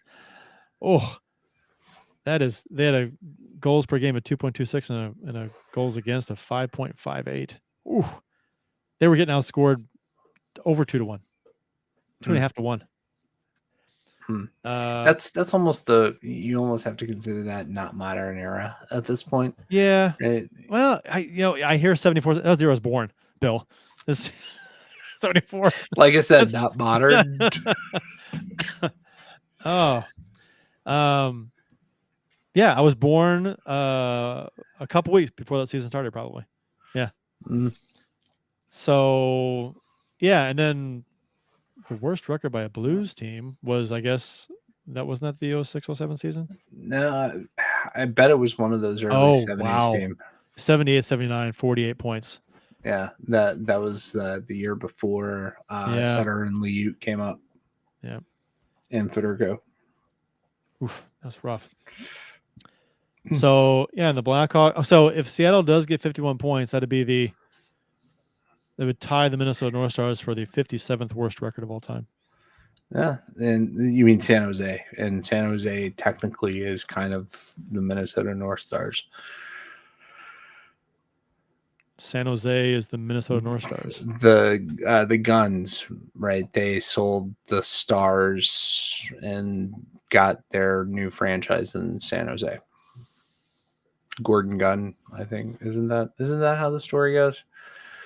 They sold the Stars? Yeah, Gordon Gunn owned the Minnesota North Stars and and exited that and allowed them to move to Dallas, and then was given a franchise in San Jose. Oh, I think that's how it went. I was not familiar with that. If I recall, yeah, I'll have to go back and reread Jeff Merrick's crazy hockey history. So, pick an MVP for the season, Bill. Who's your MVP for the St. Louis Blues this season? Good or bad? Robert Thomas. Robert Thomas. That's a good one. I'm going to go. Well, I can't go the same as you. It's going to be Thomas. God damn it. Shouldn't let me go first. Yeah. I'll take Kyrou then. That's fine. No, Buchnevich. I'll take Buchnevich. Yeah. Yeah. Good choice. Steve's always a good choice. Yeah, Steve. All right. So next up for the Blues, we got Thursday night at the Dallas Stars. You want to do predictions for the Blues? Did we say? What'd you say? for the Blues this season So in the division? I think that they are going to finish at 89 points and just outside of the second wild card. Okay. What did I say? 88 earlier? Yeah. I think I said that. I'll stick with that. Yeah, 18 points higher than Dom predicted. That's what I'm going with. Fuck you, Dom. We win of his crazy of his crazy his unhinged predictions. Yes, and of his other one, it's 7 points better than the model. As long as they finish better than Dom's model, that's going to be a win, right? Right. Oh. Like when we won the Stanley Cup. Yeah, that was a big time win. So next up for the Blues to Thursday night. So if you're listening to the podcast right now, which would be on Thursday probably, the Blues play tonight. The Blues were winless versus Dallas in 3 games last season, and the Blues actually finished this preseason at 4-2-2. So if you put any stock in preseason results, which you should not, the Blues are playing well. And that's a great test right out of the chute. And you know what? Fine. Give me a good team right off the bat before maybe they're ready to hit the ground running. Maybe the Blues are just a little bit more ready to go for the season than Dallas is, and they can steal a win. That'd be nice. Rapid fire tidbits from around the NHL. The NHL has a don't say gay policy. Pretty much. Well, I mean, should we be surprised when you've got Bill Foley as one of the board of governors, and he lives in a van down by the river? That was Matt Foley. Oh, who I think is more related to Matt Harris than Bill Foley. But he named the Golden Knights, right, as they wanted to be, part of the military. And then who's Bill Zito, right? I think he was another guy that had ties to the Army. Not surprised. And it's, kudos to Brian Burke for telling it like it is and talking about how the NHL sucks. And also Matt Harris pointed out Scott Lawton had a great quote. Do you have it? I have it here if you want to read it. Yeah, the I'll use the tape. If I have to buy it myself, I will. Go about it that way. Right. That's and he where says that night. He says, I don't know. I didn't read really what it said, if it's a ban or something, but I'll probably have it on. We'll see what they say, but it's not going to affect the way I go about it. If they want to say something, they can. So good for him. And I think a lot of players feel this way. Yeah. And it'll be interesting to see what Tortorella does. Oh God. If he's still employed at that point. Yeah. First coach to be fired. Tortorella. It's always Tortorella. Yeah. So okay, and this just seems like something the NHL didn't have to do. I don't understand this, because before, the jerseys were more or less assumed to be mandatory. Everyone wears them during warmups, and then you had some players come out and say it was against their whatever, the bullshit reason they wanted to give. So that caused a lot of unnecessary, a negative PR for the league. It was just all the media talked about during anyone's Pride Night was who wasn't wearing the jersey. So it became a distraction, and it wasn't the league's fault that it became a distraction. It was these players' fault, and it was the league letting these players basically dictate the narrative of what this was supposed to be about. So. But they did. So that was a required thing that they didn't want to do, and the league said okay, and then it was a thing. Now the Pride tape that the league has said they're banning Pride tape. The players can't use Pride. This was never something that anybody was forced to use. Nobody was ever forced to use Pride tape.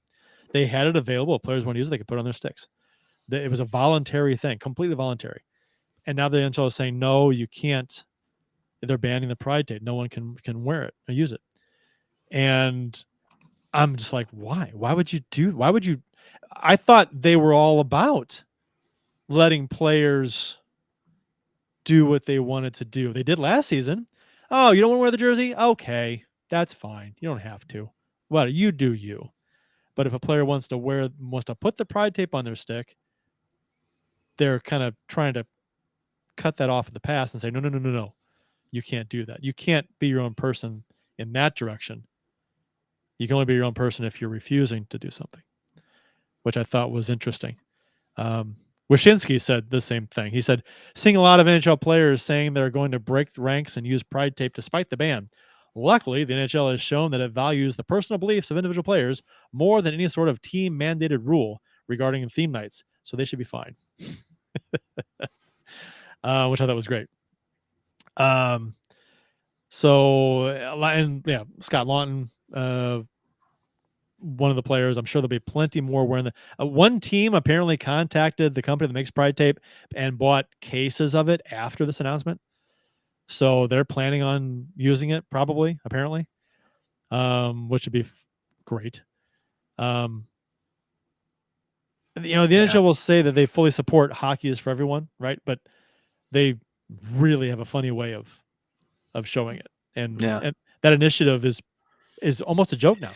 That the hockey is for everyone initiative is a joke. How can you take it serious anymore? Is it even a thing anymore? Because I thought that who is it? Somebody, one of the Athletic local reporters said that she reached out about Carolina, whether or not they have a hockey is for everyone liaison, and they said that's not a thing anymore. So is the whole program going to go under? Who knows what the NHL, whatever the NHL does, they're going to do it wrong regarding this. Most teams handle this just fine. They had great pride nights, hockey is for everyone nights. It was great. And then there's a number of years ago, the Blues fucked them. They tripped all over themselves with this stupid. They announced it and they took it away, and they said they never announced it, and then they were lying about it. I'm like, what is going on? So it's just a broken record. With the league is just looks so bad. Yeah, and if there's not enough stuff that they already look bad over, with the Kyle Beach thing and the Team Canada, the juniors team, which is still under investigation and stuff. I don't know, man. I this just seems like something they did not have to do. Right. It's a huge overreach. Yeah, and bringing attention where you didn't need it. Right. It's just they created this, and they have all this negative press now and this negative tension. When okay, so we talked about the no more pride jerseys, no more theme jerseys on the players and warm-ups, right? So it's just they're not doing that anymore. So they said it was too much of a distraction, which I'll agree with them there. It became a huge distraction, and it just got stupid. But that's the NHL's own doing, right? Because they didn't handle this properly from the start. So I don't know. They just it's embarrassing. And I love the sport, but I hate the league. And a lot of people feel this way. Mm-hmm. And it's just, I don't know why you would do this and do this massive clarification of the rule. Maybe they heard that some teams were like buying these cases of pride tape. Oh no, we can't have anybody on the ice promoting the theme night that we said you can't, no jerseys for. It's fucking tape. And in the NHL fucking rule book, it specifically says players can use any color tape on their stick, any color. And you never see anything besides black and white during a game, but any color, pink, green, rainbow. That's what the rule book says. So at the very least, you think they just changed the rule book to so we could back themselves up. Must be black or white, right? That's what you'd expect the rule book to reflect at this point. Sure. I mean, that, and if that's the way they want to go, then you know what? And I said this on Twitter. If they're going to do this, let's do it, right? No music in between stoppages, no nothing, no ads on the boards, no ads on the glass, ice, anything. We're just talking about the game, just the game. We can't have any distractions. Nothing on, the league that says they don't want distractions, they've got ads everywhere, right? On the jerseys, on the helmets, on the glass, on digitally, on the ice, everywhere. But no distractions with the theme jersey during pregame skates or warm-up skates. And it's like, if you're gonna do it all the way. Take away all the distractions in the arena during the game, because it's just about the players on the ice. That's what they said. So take away everything. No in-game entertainment, nothing between periods, no mini might game, no whatever little go-karts running around the ice, nothing. Just the game, no distractions. Right? Why not do that? Do that. Yeah. Do it all or don't do anything. Let's go back to 1984. No ads on the boards. Right. Smoky. Right. It's all smoky inside the arena. Yeah. One Zamboni that breaks down every 5 games. Yeah. Sorry, there's going to be a delay. We had to go back to Afton to get the other Zamboni and get it over here to clean the ice. They got ads on the Zambonis. They got ads everywhere. And that's not a distraction. They got fucking moving digital ads on the boards that race around while the players are skating. That's not a distraction to the viewers of the game.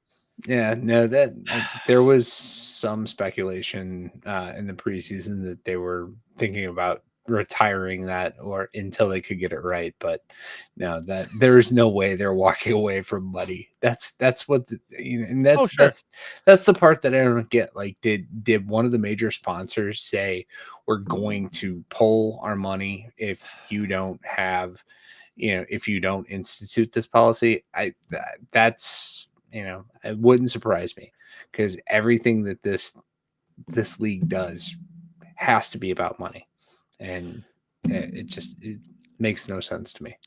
Matt Harris says, I can't believe NHL sits so hard on its own balls. It's like they don't want to grow their sport, right? I mean, yeah, it's frustrating because you love hockey, right? And you just love why but then all this now there's just this bullshit, because the league screwed up and they didn't handle it properly from the start. When these players were, oh, it's against my religion. Oh, it's my personal beliefs. No, I don't want to get sent to the gulag back in Russia. Yeah. I mean, I don't know. They're tripping all over themselves, and it's weird and stupid and embarrassing. And like we said, it's just like the theme jersey thing was a thing, but it had died down a little bit because the season was starting. Right. But now it's like flared up again with the stupid pride tape. They had to clarify the rule. No, you didn't. Let players wear it. Who cares? It's a voluntary thing. Nobody's even made to do it. Oh yeah. Goalie helmets, just white, right? Goalie pads, just brown. No character, no themed helmets. No theme paint jobs on the helmets, because that's a distraction. That's not part of the game. That's not the game on the ice. That's a distraction. You're not going to do that to me before Zherenko gets an NHL game under his belt with those beautiful pads. I'll burn this bitch down. It's true though. If you're gonna do this, go all the way. Be consistent, right? Anyway. I'm sure we'll talk about this more at some point because it'll come up again. Something else will happen. Also, the NHL seems to have a Connor Bedard problem. They're featuring him so much and talking about him so much and drooling over him so much over the littlest of things when he hasn't even really done a whole lot yet. The fans are starting to hate him by default. People on social media just like, what's going on? Why are they constantly showing him, constantly talking about him? He was on the ice for 37 seconds, had the puck on his stick for 8 seconds during the last shift. Okay. Wow. Thanks. Some snippets from fans. You'd think this kid has already won the Stanley Cup. Connor Bedard, that shut the fuck up. Canada, we'll say CA, maybe. Connor Bedard make one goal before we have to make a game all about him. Another one is this might be an unpopular opinion, but I really need people to stop talking about Connor Bedard. We get it. Another one is, yeah, but we're 40 minutes into the new season, and I'm already sick of hearing about Connor Bedard. Another one, only one day into the NHL season, and I'm already sick of hearing about Connor Bedard. On and on and on. Yeah. I'm with you. I get it. They on the night, like 3 or 4 nights ago, before the season started, the Blues and Blackhawks played, and Bedard didn't play in the final game. And the very first image on the slide on the NHL app was Connor Bedard and how good he was. He didn't even play that night in that game. And he was named the NHL's top 50 players right now. And during the preseason, the NHL said this. He hadn't even scored a goal in the preseason yet, and they called him one of the top 50 players in the NHL. I'm like, what is going on? I mean, I get the kid. The kid might be one of the greatest ever. And I'm looking forward to seeing him play. I really honestly am. But holy hell, I'm sick of it. Right. Did you see the game last night in Pittsburgh? Yep. Yeah. Yep. So he got an assist. Yes. But, you know, I think that goal was all Ryan Donato, right? Great hands in front of the net. You know, and then he was out of position trying to force a rush when Crosby scored. Right. So he looked like he had a rough game. And I didn't think that the Blackhawks won because Connor Bedard, right? He, you know, that was, you know, it was more about, you know, Pittsburgh really, really sucking last night. But yeah, I had the game on for a while, and, you know, I was expecting to see a guy controlling the game. I didn't see it. I did not watch tonight in Boston. I did catch the highlight. Part of it. Yeah, I caught the highlight of his goal, right? And it's, to me, you know, it's congratulations, you got your first goal in your second game, but your team lost tonight. So right, you know, the hype is a little too much, right? You can't make an entire city excited about what's going to be a shit season. Just stop trying already. Somebody else scored last night for Chicago, and they immediately cut to Bedard on the bench to see his reaction to the goal. He is a superstar celebrator. You know, and look at those sellies. I get he's got immense talent, and everyone's excited about him, but it's like the Taylor Swift thing in the NFL. You know, but they're just constantly showing her, right? And they just shut up. Everybody's about getting pissed off. It's like we get it. I mean, I like Taylor Swift. She's fine, but you know, I don't care to see her every 30 seconds on the TV. I don't. Okay, yes, she's cheering. I get it. She's there. I understand. Again, really, we're doing this again every 30 seconds. So, yeah. I mean, hopefully it'll die down, right? I mean, but Chicago's. I didn't look at the schedule for Chicago. Are they on national TV a lot? Probably 2 games, 2 nights, 2 for 2, right? Right. So, which is not surprising, but, and I honestly, at this point, I'm rooting for the kid to fail, just to make the NHL and the coverage of him, which is so over the top, absurd right now, to look stupid. Yep. NHL.com top headline: Bedard scores first NHL goal and in second game for Blackhawks. Related: Bedard scores first NHL goal and Blackhawks lost to Bruins. Related, yeah. Yeah. I mean, okay. So, you know, one of the buried leads on that is that this was one of the first games that you could watch on Max. I'm excited about that. I hope we get Max, the HBO streaming service, right? So it was available on TNT and Max. Really? So, I didn't know that. Yeah, okay. Yeah. So I am hoping that we get to the point this year with things being on Max that we will get, you know, less, or, you know, maybe, you know, segments of the game that are just on ice players talking. Right. That's what we've been wanting for years since the NHL has been producing these things. You know, the road to the cups and, you know, the road to the Winter Classics. You want that. You want to hear, the salty language in the locker room and on the ice. Give us that. If you're going to show things on Max, give us that. October 24th is what is it called? Yes, NHL The Plus? Frozen something. Yeah. Where they're basically, it's like the NFL Red Zone, but all for 32 hockey. teams in play. All day. Like I'm not sure. It's during the week. It's a Wednesday or Tuesday. Something like that. It's during the week, which is weird. And I think they start it later in the day, don't they?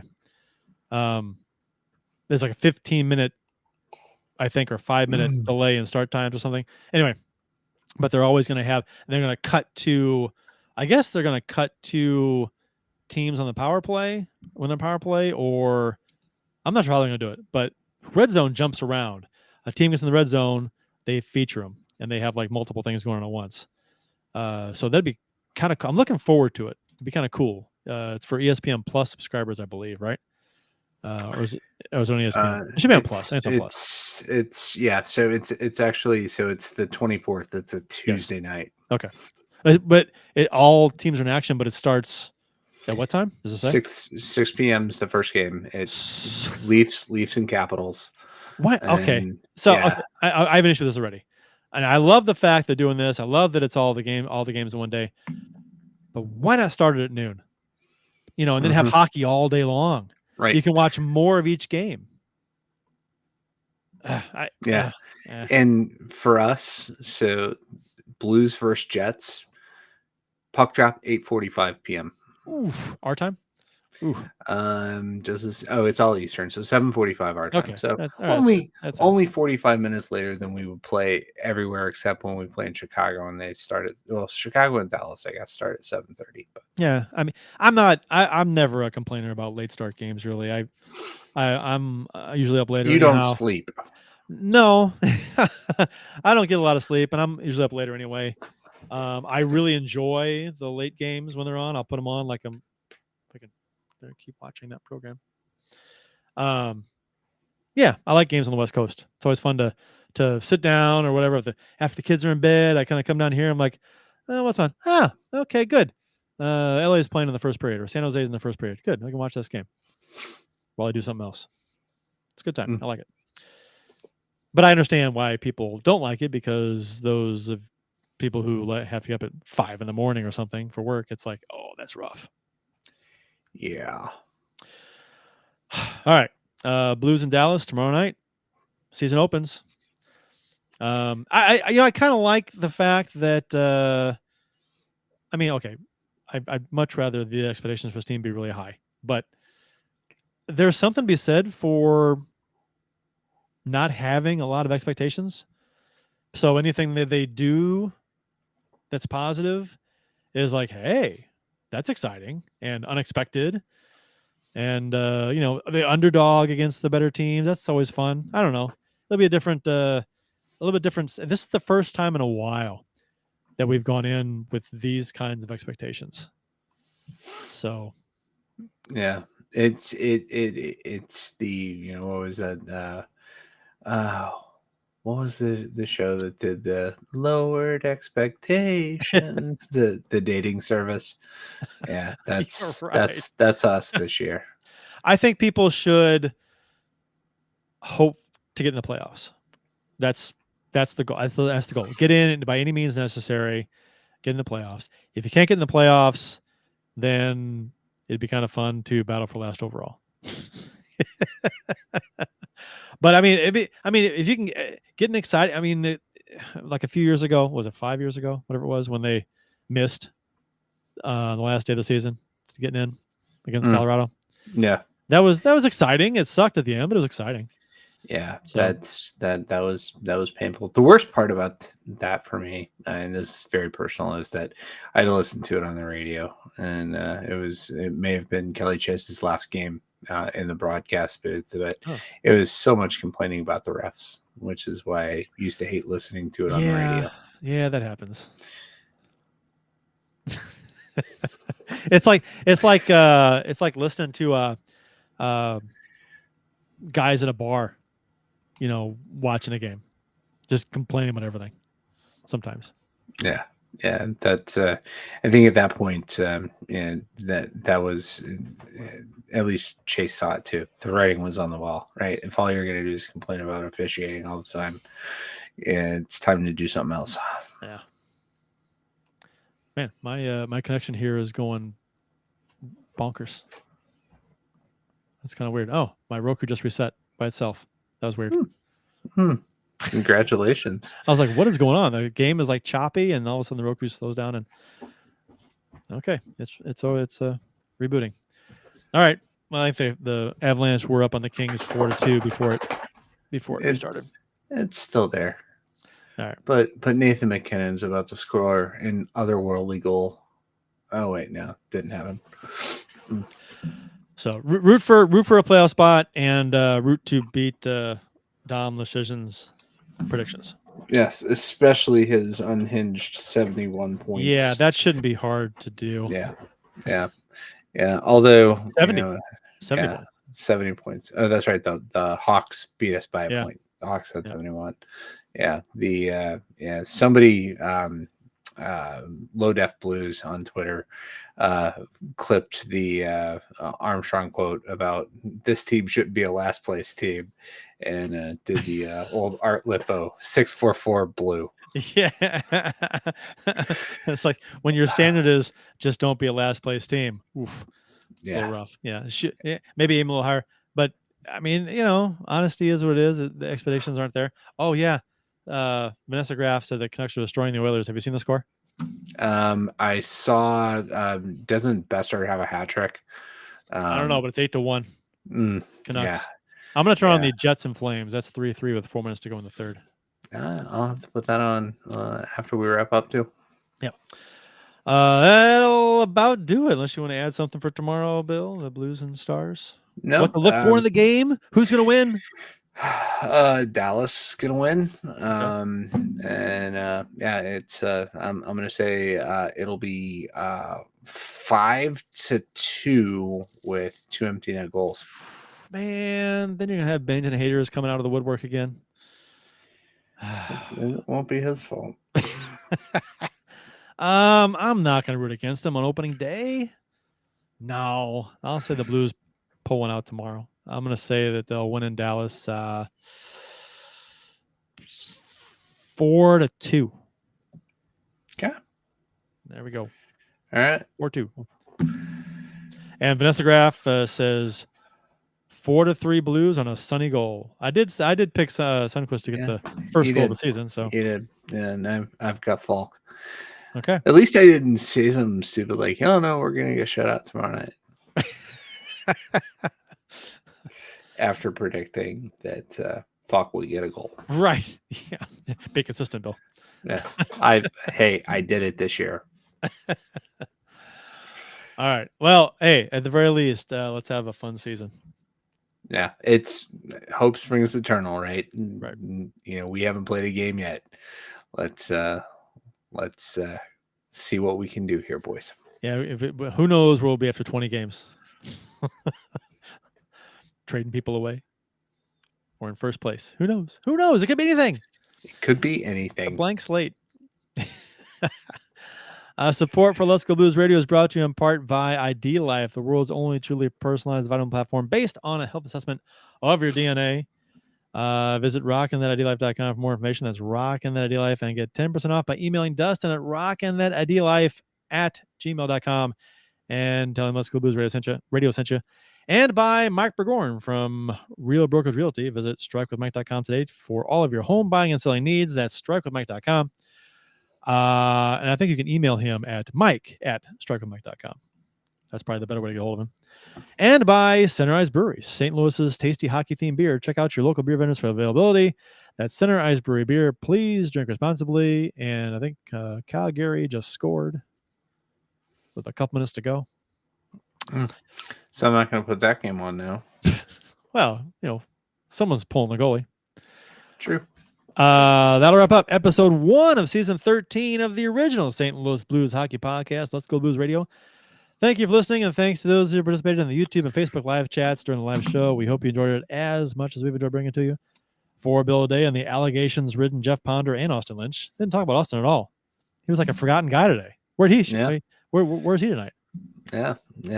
I really feel like the allegations have taken him completely out at this point. I thought, oh man, he's got a nice set of allegations. You ever hear that talk with someone about somebody? Boy, they got a nice set of allegations. I can't say that I have. Okay, but yeah, I was gonna say something about him not being here. I wasn't sure if he was gonna show up or not. So, but he is not. Yeah. Until next time, everyone. Beat Dallas. Let's go Blues. Let's go Blues. If I can find the closing. There it is.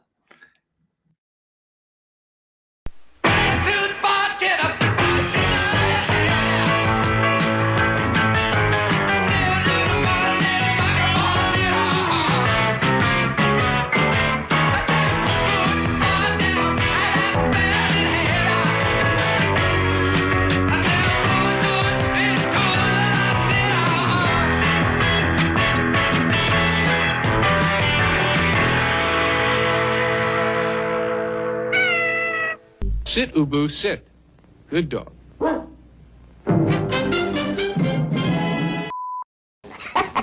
You thought I was going to say, son of a bitch, didn't you?